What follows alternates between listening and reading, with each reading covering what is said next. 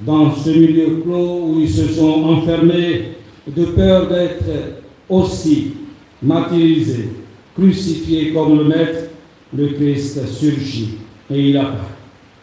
La venue du ressuscité est comme de son vivant, source de paix. La paix soit avec vous, dit Jésus à ses apôtres. Ce n'est pas seulement une salutation de courtoisie, mais elle signifie le don effectif du salut, de joie et d'assurance de la part de Jésus, qui n'est pas un fantôme, d'où la présentation des traces de la crucifixion sur ses mains et son côté. La crainte, oui, la crainte alors s'efface. Les disciples entrent dans la joie. Les disciples, nous dit l'évangéliste, furent remplis de joie en voyant le Seigneur. Frères et sœurs, c'est après cette assurance que le Christ envoie en mission ses apôtres pour prolonger ses actions. Comme Dieu avait insoufflé son esprit de vie sur Adam, comme l'esprit était descendu sur Jésus, ce Jésus que Dieu a fait Seigneur, lui, le vivant, insouffle la puissance de l'esprit sur les disciples. Ils sont investis d'une mission divine, avec le soutien d'une force divine. Comme le Père m'a envoyé, moi aussi je vous envoie. Ayant dit cela, il souffla sur eux et leur dit, recevez l'Esprit Saint. Souvent, quand vous partez prier dans les groupes de prière, vos papas spirituels, ils soufflent sur vous. Vrai ou faux?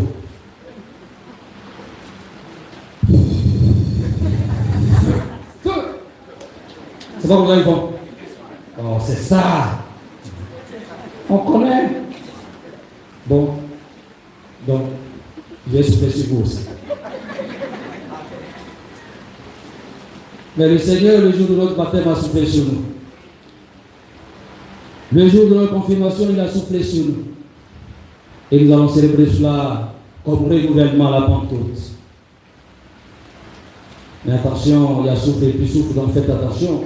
Quand vous partez à cette prière, il faut bien prier. Quand le souffle n'est pas le bon souffle, il va partir loin de vous.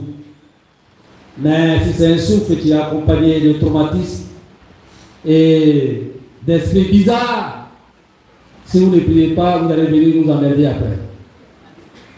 Le Christ, lui, quand il souffle, c'est un esprit de paix et de douceur. Et il envoie ses apôtres parce qu'ils ont reçu cet esprit qui ne crée pas la crainte, mais qui crée le dynamisme, le confort intérieur et extérieur pour aller annoncer l'évangile.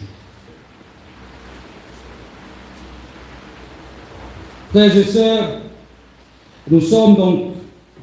il est donc important de souligner que le moteur de cette mission n'est autre que la foi au ressuscité. Croire sans voir, c'est ce qui est demandé à Thomas et à tous ceux qui veulent forcément voir avant de croire. Nous sommes tous comme ça.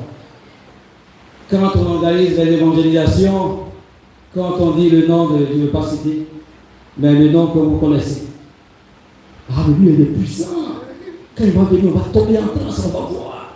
Non, lui, on va aller à... Mais si on dit le Père Isaac va venir, non, le Père Isaac. Nous, on le connaît ici. Bon, celui qui vient ce soir pour faire cette grande adoration, on le dit en même temps. Voilà. Donc, venez prendre les grâces avec le Père Isaac. Ah. On veut voir des choses extraordinaires. Bon, quand on vient à une évangélisation, on n'a pas vu quelqu'un tomber en transe, rouler comme on n'a jamais roulé. On dit non, non, l'évangélisation n'a pas réussi.